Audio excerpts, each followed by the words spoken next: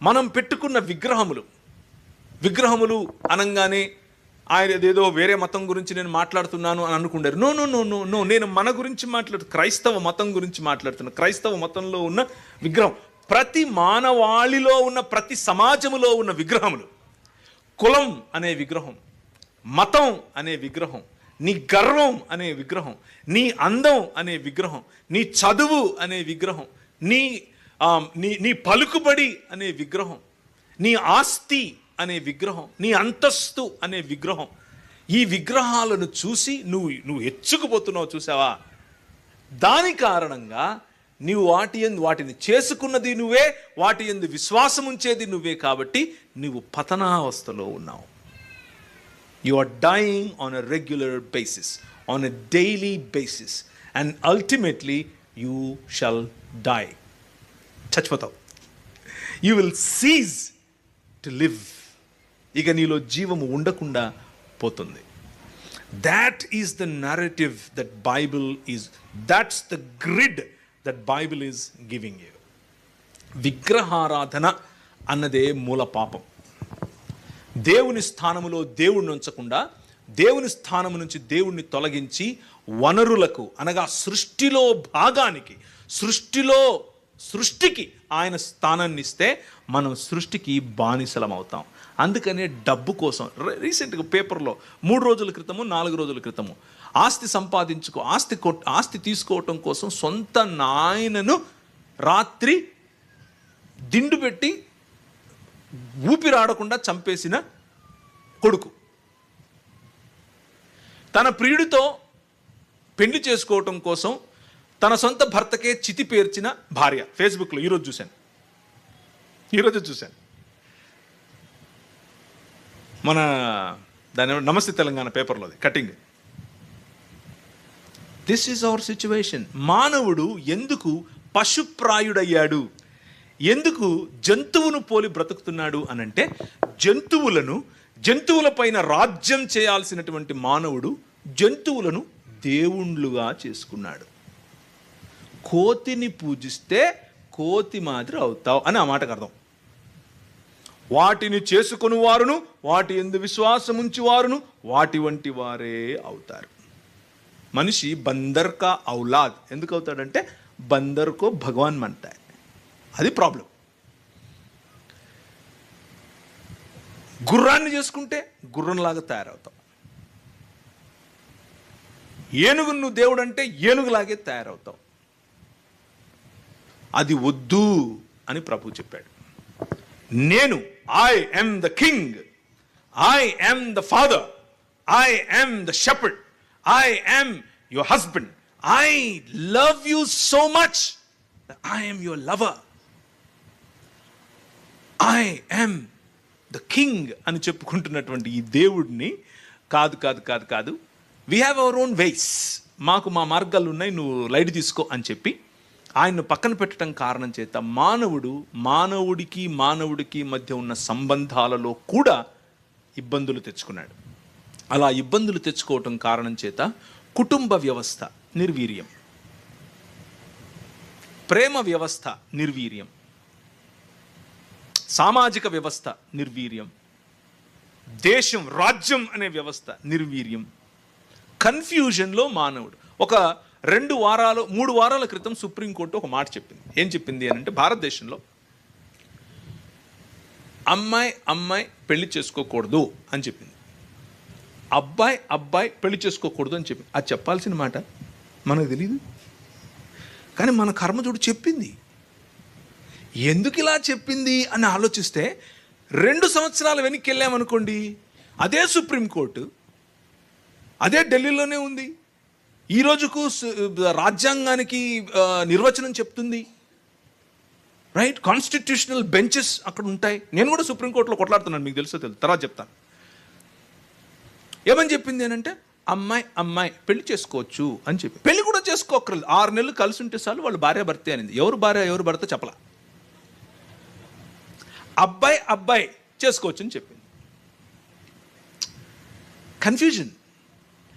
Man made systems మనిషి తయారు చేసుకున్నటువంటి, మనిషి తన సొంత క్రియేషన్గా తెచ్చుకున్నటువంటి, నెత్తిన పెట్టుకున్నటువంటి ఈ ఇబ్బందులు మనిషిని మనిషిగా కాకుండా డీహ్యూమనైజ్ చేస్తున్నాయి.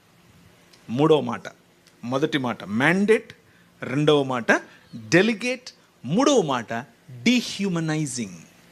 Because we rejected God, man is డీహ్యూమనైజ్డ్.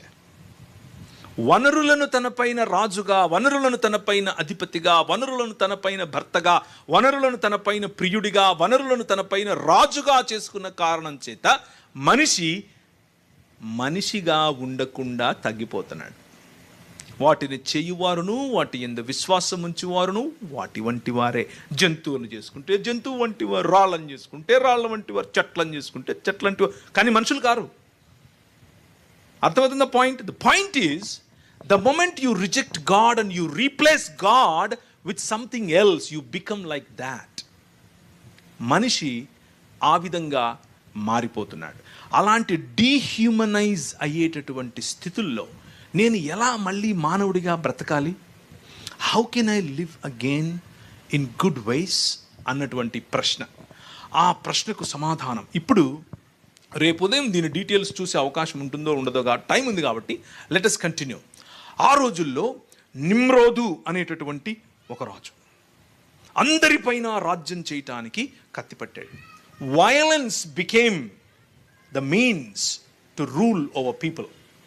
ప్రజలపైన రాజ్యం చేయటానికి కత్తి ఒక ఆయుధమైంది. దేవుడిచ్చిన ఆయుధం ఏమిటి రాజ్యం చేయటానికి? సాగు చేయి, సంరక్షించు. సాగు చేయి, సంరక్షించు. మనిషి ఏర్పరచుకున్న ఆయుధం ఏమిటి? చంపు, పెత్తనం చేయి, గుంజుకో, కొట్టి తెచ్చుకో. Man made systems. నిమ్రోదు మొదలుకొని మెల్లిమెల్లిగా రాజ్యముల తర్వాత రాజ్యములు, రాజ్యముల తర్వాత రాజ్యములు, శక్తి తర్వాత శక్తి, సమూహముల తర్వాత సమూహములు అలా అలా అలా తయారవటం మొదలుపెట్టాయి. దేవుడు చూశాడు. ఐ రియలీ రిగ్రెట్ అన్నాడు. మనుషులు ఇలా తయారవుతున్నారు, నిజంగా నేను పశ్చాత్తాపడుతున్నాను ఇలా తయారు చేసినందుకు అని అన్నాడు. But he's got a plan. ఆయన ఒక ప్లాన్ ఉంది. He's got a plan to renew this world. ఈ ప్రపంచాన్ని ఆయన పునరుత్థానం చెందించటానికి, మళ్ళీ కొత్తగా చేయటానికి, ఉజ్జీవింప చేయటానికి ఆయన దగ్గరకు ఒక ప్లాన్ ఉంది. So he chose one man. ఒక్క మనిషిని, తన కుటుంబాన్ని ఎన్నుకున్నాడు. ఆయన పేరే నోవహు. నోవహుతో చేసిన నిబంధన. So our God is faithful to the covenants that he makes. దేవుడు నిబంధనకు విశ్వాస్యత చూపించువాడు. రేపు దీని గురించి మనం మాట్లాడతాం. నిబంధనలకు విశ్వాస్యత చూపించు మన దేవుడు. ఆ నిబంధనలకు విశ్వాస్యత చూపించే దేవుడు తన నిబంధనను చేశాడు. ఒకసారి దేవుని వాక్యాన్ని తెరవండి. రేపు చూద్దాం నిబంధనల గురించి. కానీ ఈరోజు కొద్దిగా దానికి పైన అర్థం చేసుకోవటానికి మనం అర్థం చేసుకునే ప్రయత్నం చేద్దాం. సంఖ్యాకాండం 14వ అధ్యాయం 21వ వచనం. సంఖ్యాకాండము 14వ అధ్యాయం 21వ వచనము. అయితే నా జీవము తోడు భూమి అంతయు యెహోవా మహిమతో నిండుకొని ఉండును. This is the covenant that he has got with himself. ఆయన జీవము తోడు ప్రమాణం చేసి చెబుతున్నటువంటి, ఒట్టు పెట్టుకొని చెప్తున్నటువంటి మాట ఏంటనంటే, the glory of the Lord Yahweh will fill the entire earth. మతం ఏం చెప్తుంది అనంటే, ఇదంతా వేస్ట్ బ్రదర్, మాయ బ్రదర్, ఇక్కడే వదిలేస్తాం, ఎక్కడికో పోతాం బ్రదర్ అని చెప్తుంది. దాన్నే నియోప్లెటనిజం అని అంటారు, లేకపోతే మ్యానికీయిజం అని అంటారు, లేకపోతే స్టోయిసిజం అని అంటారు. నియోప్లెటనిజం, మ్యానికీయిజం అండ్ స్టోయిసిజం, ఈ మూడు చొరబడ్డాయి క్రైస్తవ సంఘంలో. మతంగా క్రైస్తవ సంఘాన్ని, క్రైస్తవ మార్గాన్ని మార్చేశాయి. క్రైస్తవ మార్గ జీవన విధానాన్ని మతంగా మార్చినటువంటి ఎక్కడికో వెళ్ళిపోవాలి అనేటటువంటి ఆలోచన. But the plan of God is not that. దేవుని ప్రణాళిక అది కాదు, దేవుని ఆలోచన అది కాదు. God wants to fill the earth with his glory. దేవుని మహిమ చేత భూమి అంతటిని నింపాలి అని అనుకుంటున్నాడు. కాల్చి ఇక్కడ పడేసి ఎక్కడికో పోవటానికి నింపడం ఎందుకు? That is not his plan. యెషయా గ్రంథం దేవుని మనసులో ఉన్న ప్లాన్ ఏమిటి అన్న విషయాన్ని మీ ముందు చెప్తాను. యెషయా గ్రంథం 45వ అధ్యాయం 18వ వచనం. యెషయా 45:18. ఆకాశములకు సృష్టికర్తయగు యెహోవా దేవుడు ఆయన భూమిని కలుగజేసి దాన్ని సిద్ధపరుస్తాడు, స్థిరపరుస్తాడు. నిరాకారముగా నుండునట్లు ఆయన దాన్ని సృజింపలేదు సుమా. నివాస స్థలమగునట్లుగా దాన్ని సృజించెను. దానిని శాశ్వత నివాస స్థలము, స్థిరపరచబడినటువంటి నివాస స్థలము.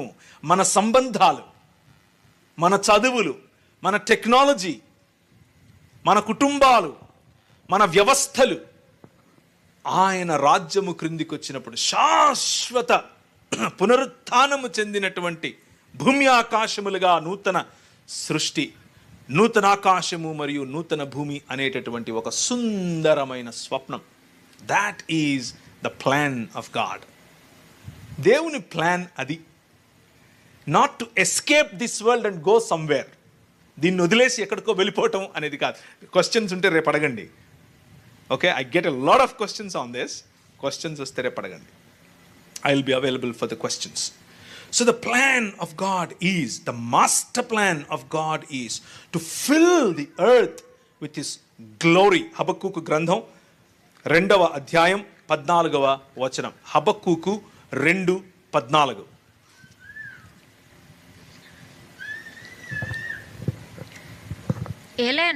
ఏలయనగా సముద్రము జలములతో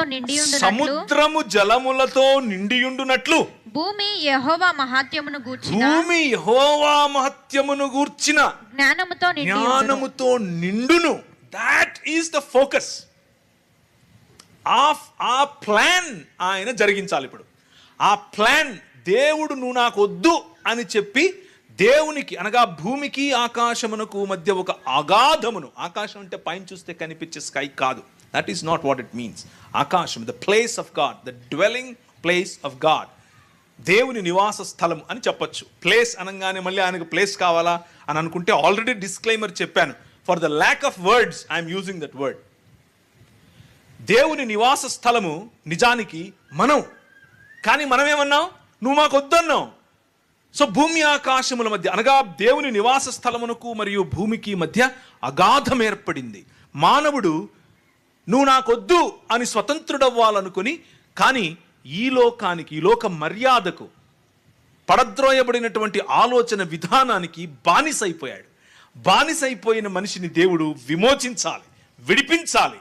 విడిపించటానికి పూనుకున్న దేవుడు తన ప్రణాళిక, తన సంకల్పాన్ని, తన ఒరిజినల్ థాట్, తన original idea, which is to fill the earth with his glory, fill the earth with the knowledge of his existence. ఆయన ఉనికికి ఉన్నటువంటి జ్ఞానము చేత సముద్రంలో నీళ్లు ఇలా ఉంటాయో ఎప్పుడైనా చూసారా?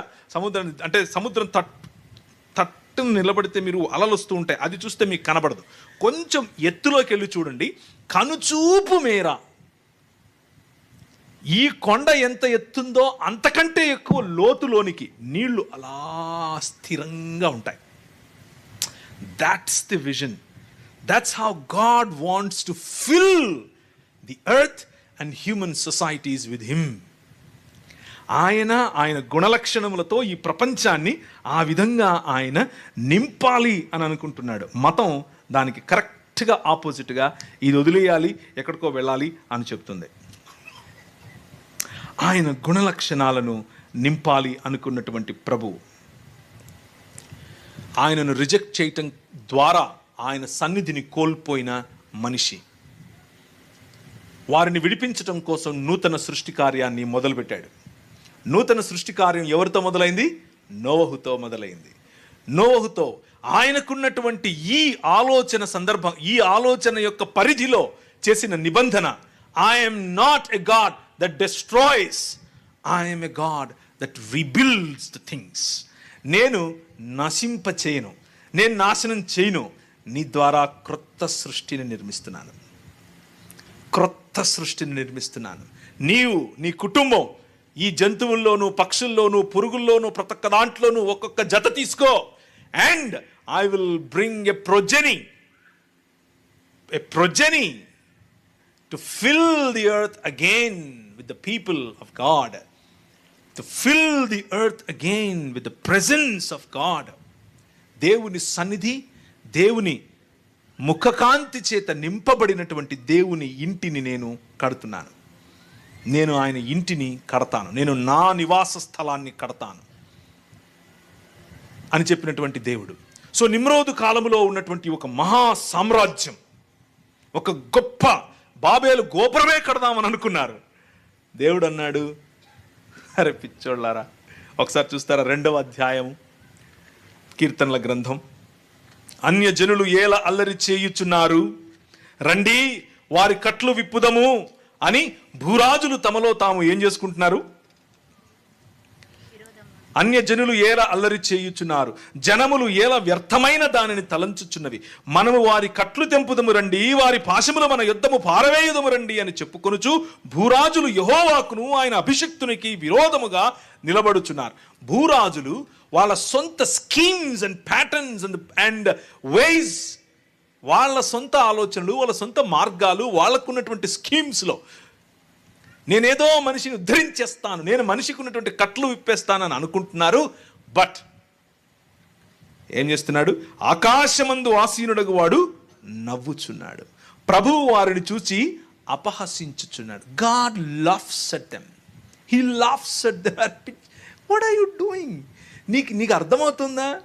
Your already dead, you're already away from me. నువ్వు నా నుంచి దూరం అయ్యావు, నువ్వు పతనావస్థలో ఉన్నావు, నువ్వు చచ్చినోళ్ళలాగా ఉన్నావు. నీకు అర్థం కావట్లేదు. You think you can redeem yourself, you think you can untie. వాళ్ళ కట్లు విప్పుదామని నువ్వు అనుకుంటే అయిపోతుందా? నీ ఆలోచన పద్ధతి, నీ పరిపాలించే పద్ధతి నా పద్ధతి కాదు. You always suppress people. నువ్వు ప్రజలను ఒప్రెస్ చేస్తావు, ప్రజలను సప్రెస్ చేస్తావు. నేను అలాంటి వాడిని కాదు, నేను ఉద్ధరించువాడిని, నేను విడిపించువాడిని, నేను వారిని పైకి తీసుకొచ్చేవాడిని. నో, ఆ రాజ్యము గొప్పదై మహా ఏదో చేయబోతే ఆయన అన్నాడు, భాషలు మార్చేసేయని అన్నాడు. ఎక్కడోళ్ళక్కడికి అక్కడి నుంచి కెమెరా తిప్పితే ఒక మహా సామ్రాజ్యం ఇంకొకటి మొదలైంది. ఆ మహా సామ్రాజ్యం పేరే మెసొపొటేమియా నాగరికత, ద సివిలైజేషన్ ఆఫ్ మెసొపొటేమియా, కల్దీయుల ప్రాంతం. Mesopotamian civilisation world's second biggest. మొదటి సివిలైజేషన్ గురించి మనకు ఇంకా తెలియదు, బైబిల్ చెప్పింది. ప్రపంచం చెప్పే మొదటి సివిలైజేషన్ మెసొపొటేమియన్ సివిలైజేషన్. ఆ మెసొపొటేమియన్ సివిలైజేషన్ ఫలించింది, అభివృద్ధి చెందింది, విస్తరించింది, భూమిని నిండించింది, దానిపైన రాజ్యం చేస్తోంది. కానీ ఇన్ ఇట్స్ ఓన్ వేస్ దానికి ఉన్నటువంటి తన సొంత మార్గములతో చేస్తోంది. అలా చేస్తున్నటువంటి రాజ్యంలో నుంచి ఒక్క మనిషిని మళ్ళా పట్టుకున్నాడు. ఆయన పేరేమిటి? అబ్రహాము. అన్న అంతా చెప్తున్నావు, మరి ఇంకా 60 రాలేదేంటి అని అంటావు? టైం ఉందని 60 దగ్గరికి వచ్చేస్తాను త్వరగా. అబ్రహామును ఎన్నుకున్నాడు. తీయండి ఒక్కసారి 2వ నిబంధన. మొదటి నిబంధన, I'm a God not of destruction but a God that builds this world. నేను ఈ జనములను లేకపోతే ప్రపంచములను నాశనం చేసే దేవుణ్ణి కాదు, నేను నిర్మించే దేవుణ్ణి, నిర్మాణాత్మకమైనటువంటి తండ్రిని. నేను తండ్రిని అని చెప్పినటువంటి నిబంధన మొదటి నిబంధన. 2వ నిబంధన అబ్రహాముతో చేసినటువంటి నిబంధన. 12వ అధ్యాయము ఆదికాండము. ఆదికాండం 12వ అధ్యాయం 1వ వచనం నుంచి చదవాలి. యెహోవా నీవు లేచి నీ దేశము నుండి నీవు లేచి నీ దేశము నుండి నీ బంధువుల యొద్ద నుండి నీ తండ్రి ఇంటి నుండి బయలుదేరి నేను నీకు చూపించు దేశమునకు వెళ్ళుము. The focus of God is never ends with an individual. ఒక వ్యక్తితో మొదలై ఒక వ్యక్తితో అంతమైపోయేది కాదు దేవుని ఆలోచన. It is always about kingdoms. It is always about జన సమూహములు, ప్రపంచములు, దేశములు, రాజ్యములు. నేను నీకు చూపించవు దేశానికి నువ్వు వెళ్ళు. నిన్ను గొప్ప జనముగా అనగా గొప్ప దేశముగా, గొప్ప రాజ్యముగా అని కూడా తీసుకోవచ్చు. ఎత్నేస్ చేసి నిన్ను ఆశీర్వదించి నీ నామమును గొప్ప చేస్తాను. నీవు ఆశీర్వాదముగా ఉంటావు. నిన్ను విశ్వసించు వారిని ఆశీర్వదిస్తాను. నిన్ను దూషించే వారిని శపిస్తాను. భూమి యొక్క సమస్త వంశములు నీ యందు ఆశీర్వదింపబడతాయని అబ్రహాముతో అన్నాడు. The election of God is always, ప్రతిసారి దేవుని ఎంపిక, ఒక మనిషిని ఎన్నుకున్నాడు దేవుడు అనంటే ఆ ఎంపిక ప్రపంచాన్ని ఆశీర్వదించటం కోసమే, కానీ వాడిని ఇక్కడ చచ్చిపోతే ఇంకెక్కడికో తీసుకొని పోవడం కోసం కాదు. Nowhere in the Bible you see that. But unfortunately మనం మతం కట్టుకున్నటువంటి థియాలజీస్ ఏం చెప్తాయంటే God elected you for heaven and somebody else to hell అని చెప్తాయి. అన్ఫార్చునేట్. బైబిల్ అర్థం కాక wherever God elects people, he elects to bless nations. ప్రపంచములను ఆశీర్వదించడం కోసం ఆయన మనుషులను ఎన్నుకుంటాడు. నోవహును ఎన్నుకున్నాడు, అదే ఒడంబడిక నిబంధన చేశాడు.